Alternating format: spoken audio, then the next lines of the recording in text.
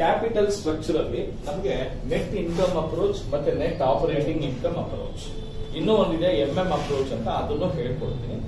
ಇವತ್ತು ನಾವು net income approach ಮತ್ತೆ ನೆಟ್ ಆಪರೇಟಿಂಗ್ ಇನ್ಕಮ್ ಅಪ್ರೋಚ್ ಅಲ್ಲಿ ಒಂದು ವ್ಯಾಲ್ಯೂ ಆಫ್ ದ ಫರ್ಮ್ ಅನ್ನ ಯಾವ ರೀತಿ ಕ್ಯಾಲ್ಕುಲೇಟ್ ಮಾಡಬಹುದು.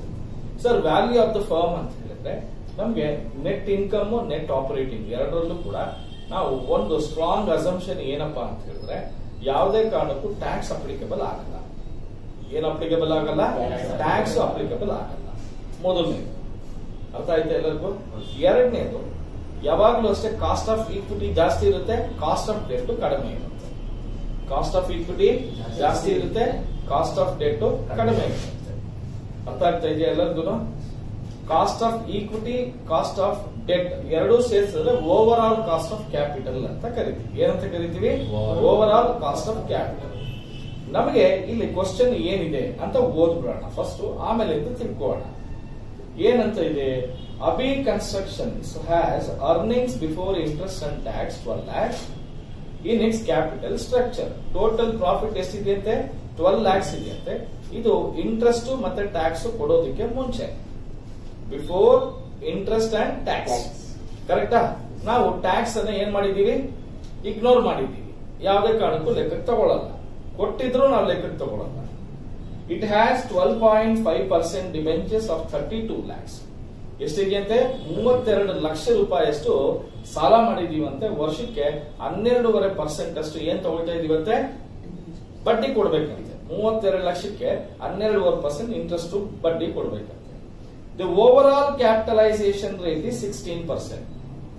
ಓವರ್ ಆಲ್ ಅಂದ್ರೆ ಏನೋ? ಕಾಸ್ಟ್ ಆಫ್ ಡೆಟ್ಗೂ ಕಾಸ್ಟ್ ಆಫ್ ಈಕ್ವಿಟಿಗೂ ಎರಡೂ ಸೇರಿಸಿ ಎಷ್ಟು ಕೊಡ್ಬೇಕಂತೆ? ಒಟ್ಟು 16% ಕೊಡ್ಬೇಕಂತೆ. Calculate the total value of the firm, question number 1, and the equity capitalisation rate under net operating income approach. ನಮಗೆ ನೆಟ್ ಆಪರೇಟಿಂಗ್ ಇನ್ಕಮ್ ಅಪ್ರೋಚ್ ನಲ್ಲಿ value of the firm, cost of equity ಹೆಂಗ್ ಕ್ಯಾಲ್ಕುಲೇಟ್ ಮಾಡೋದು?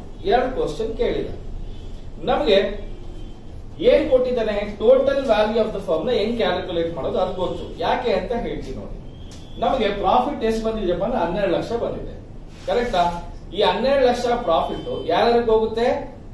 ಸಾಲ ಮಾಡಿರೋ debentures interest ಕೊಡಬೇಕು, ಮಿಕ್ಕಿರೋ profit ಅಲ್ಲಿ ಈಕ್ವಿಟಿಗೂ ಕೊಡಬೇಕು. Correct ಏನಪ್ಪಾ? ಎರಡೂ ಸೇರಿಸಿ ಎಷ್ಟು ಕೊಡಬೇಕು? 12 ಲಕ್ಷ ಕೊಡಬೇಕು. ಕಾಸ್ಟ್ ಆಫ್ ಈಕ್ವಿಟಿಗೂ ಕಾಸ್ಟ್ ಆಫ್ ಡೆಟ್ಗೂ ಓವರ್ ಆಲ್ ಎಷ್ಟಾಗಿದೆ ಅಂತೆ? 16% ಆಗಿದೆ. ಹಾಗಾದ್ರೆ 12 lakhs ಡಿವೈಡೆಡ್ ಬೈ 0.16 ಮಾಡಿದ್ರೆ ನಮಗೆ ನಮ್ಮ total value of the firm ಎಷ್ಟಾಯ್ತು? 75 ಲಕ್ಷ ಆಯ್ತು. ಎಷ್ಟಾಯ್ತು? 75 lakhs ಆಯ್ತು. ಈ 75 lakhs ಅಲ್ಲಿ ವ್ಯಾಲ್ಯೂ ಆಫ್ ಡೆಟ್ ಎಷ್ಟಿದೆ ಅಂತ ಅವನೇ ಕೊಟ್ಟಿದ್ದಾನೆ ಪ್ರಾಬ್ಲಮ್, 32 lakhs.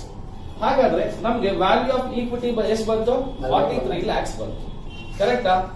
ಈಗ 43 lakhs ಗೆ ಪ್ರಾಫಿಟ್ ಎಷ್ಟು ಉಳಿದಿದೆ? ಇಲ್ಲಿ ನೋಡಿ, ಟೋಟಲ್ ಪ್ರಾಫಿಟ್ ಬಂದು 12 lakhs ಇದೆ. ಅದರಲ್ಲಿ ಬಡ್ಡಿ 32 lakhs ಮೇಲೆ 12.5% ಅಂದ್ರೆ 4 lakhs ಹೋದ್ರೆ ಈ ಪ್ರಾಫಿಟ್ ಎಲ್ಲ ಯಾರಿಗೆ ಸೇರಿರುತ್ತೆ? 8 lakhs. ಐ ಮೀನ್ 8 lakhs ಎಲ್ಲ ಯಾರಿಗೆ ಹೋಗುತ್ತೆ? ಈಕ್ವಿಟಿ ಕ್ಯಾಪಿಟಲ್ ಹೋಗುತ್ತೆ.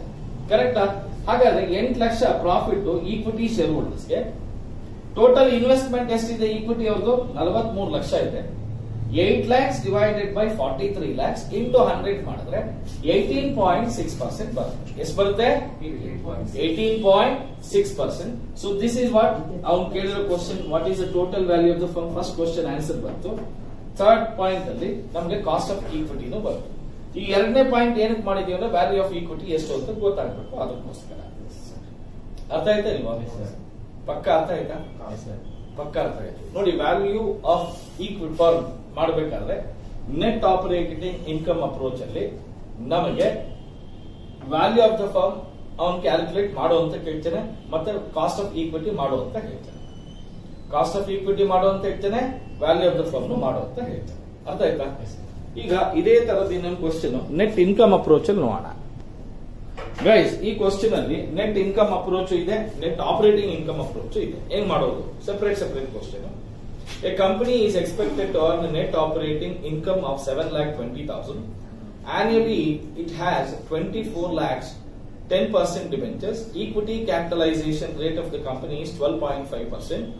what would be the value of the firm and also calculate the overall cost of capital under net income approach. ಎರಡು ಕ್ವಶನ್ ಅಲ್ಲಿ ಕೇಳಿದ್ದಾನೆ, ಕರೆಕ್ಟಾ? ಈಗ very simple, net operating income ಎಷ್ಟಪ್ಪ ಕೊಟ್ಟಿದ್ದಾನೆ? 7,20,000 ಕೊಟ್ಟಿದ್ದಾನೆ, ಕರೆಕ್ಟ್ ಅಂದ್ರೆ? ಟೋಟಲ್ ಇಂಟ್ರೆಸ್ಟ್ ಎಷ್ಟು ಕೊಡಬೇಕು? 24 ಲಕ್ಷ ಸಾಲ ಮಾಡಿ, ಕರೆಕ್ಟಾ? ಎಷ್ಟು ಬಡ್ಡಿ ಕೊಡಬೇಕು? 10%. ಎಷ್ಟು ಬರುತ್ತೆ? 2,40,000. ಅಲ್ಲಿಗೆ ಇನ್ ಎಷ್ಟು ಬರುತ್ತೆ? 4,80,000. ಯಾರಿಗ ಹೋಗುತ್ತೆ ಇದು? ಈಕ್ವಿಟಿ ಅವ್ರಿಗೆ ಹೋಗುತ್ತೆ, ಕರೆಕ್ಟ್ ಏನಪ್ಪ? ಈಗ ಪ್ರಾಫಿಟ್ ಫಾರ್ ಈಕ್ವಿಟಿ ಎಷ್ಟಿದೆಯಪ್ಪ? 4,80,000, ಕರೆಕ್ಟಾ? ಕರೆಕ್ಟ್ ಏನ್ರಿ? ಈಕ್ವಿಟಿ ಕ್ಯಾಪಿಟಲೈಸೇಷನ್ ಎಷ್ಟು ಕೊಟ್ಟವನೆ? 12.5%, ಅಂದ್ರೆ 0.125. 0.125 ಎಷ್ಟು ಬರುತ್ತೆ ಹೇಳಿ? 4,80,000 divided by 0.125.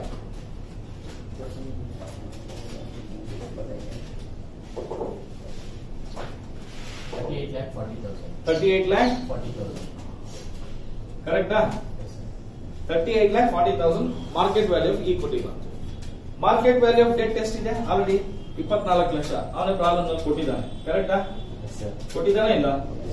ಬೇಕಾದ್ರೆ ಇನ್ನೊಂದ್ಸರಿ ಮಾಡಬೇಕು ಅಂದ್ರೆ ಇಲ್ಲೇನಂತ ಇದೆ? Interest divided by cost of debt. Interest ಎಷ್ಟಿದೆ? 2,40,000. ಕಾಸ್ಟ್ ಆಫ್ ಡೆಟ್ ಎಷ್ಟು? 10%, 0.10. 2,40,000 ಡಿವೈಡೆಡ್ ಬೈ 0.10 ಎಷ್ಟು ಬರುತ್ತೆ? 24 lakhs ಬರುತ್ತೆ, ಕರೆಕ್ಟಾ ಇಲ್ಲ? ಸೊ ಈಗ ಟೋಟಲ್ ಎಷ್ಟು ಬರುತ್ತೆ? 62,40,000 is the value of the firm. ಬಂತ ಇಲ್ಲ? Value of the firm. ಅವನು overall cost of capital KO ಕೇಳಿದ. KO ಅಂದ್ರೆ ಏನು? Overall cost of capital. Overall cost of capital. See, what is the overall value of the firm? Value of the firm divided by operating income. Operating income ಎಷ್ಟಿದೆ? 7,20,000. Value of the firm ಎಷ್ಟಿದೆ? 62,40,000 into 100 ಎಷ್ಟು ಬರುತ್ತೆ ಹೇಳಿ?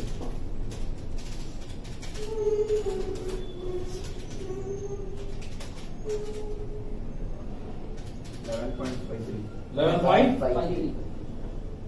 That's all. ಎರಡು ಕೇಳಿರೋ ಎರಡು questions answer.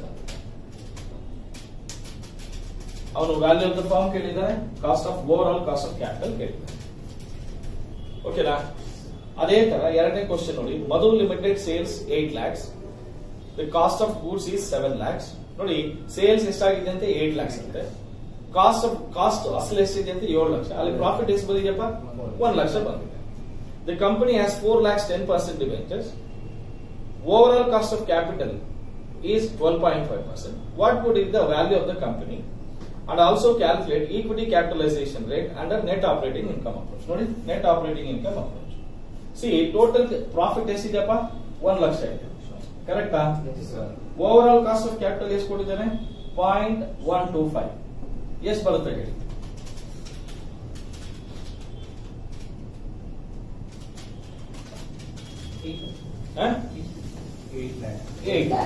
ಇದು total value of the firm, correct ಏನಪ್ಪ? ಇದರಲ್ಲಿ total value of the firm 8 lakhs ಅಲ್ಲಿ ಡೆಟ್ ಎಷ್ಟಿದೆಯಂತೆ? 4 lakhs ಇದೆ. ಇನ್ನು ಎಷ್ಟಿರುತ್ತೆ? 4 lakh ವ್ಯಾಲ್ಯೂ ಆಫ್ ಈಕ್ವಿಟಿ. ಈಗ ಪ್ರಾಫಿಟ್ ಟೋಟಲ್ ಆಪರೇಟಿಂಗ್ ಇನ್ಕಮ್ ನಮ್ಮ ಹತ್ರ ಎಷ್ಟಿದೆಯಪ್ಪ? 1 ಲಕ್ಷ ಇದೆ. ಇದರಲ್ಲಿ ಬಡ್ಡಿ ಎಷ್ಟು ಹೋಯ್ತು? 4 ಲಕ್ಷದ ಮೇಲೆ 10% 40,000. ಉಳಿದಿದ್ದು 60,000 ಯಾರಿಗೆ ಬರುತ್ತೆ? ಈಕ್ವಿಟಿ ಅವ್ರಿಗೆ ಬರುತ್ತೆ, ಕರೆಕ್ಟ್ ಅಂದ್ರೆ?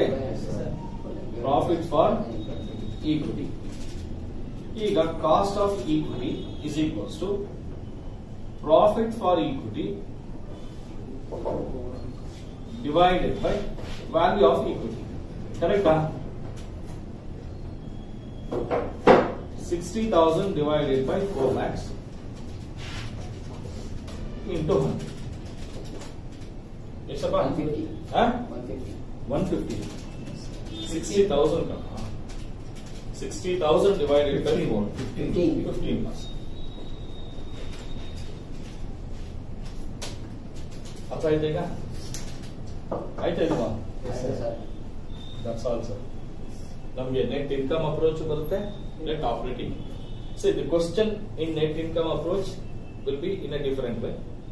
Question in net operating income is different. This 12 marks question. 5 marks or 6 marks. 6 6 ಓಕೆನಾ.